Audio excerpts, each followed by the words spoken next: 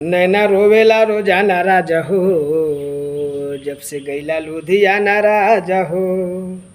नैना रोवेला रोजाना राजा हो, हम खाता नहीं खाना राजा हो।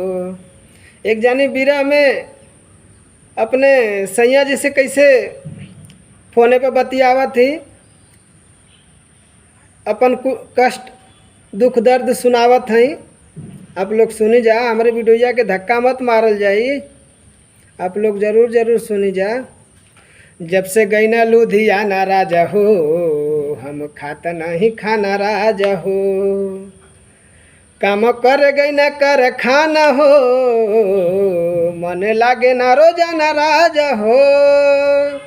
केवन रहे मजबूरिया तोहार, खूब लूटेला खजाना राजा हो।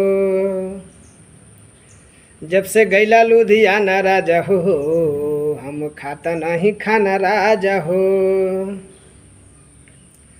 हमके घरवा पिठा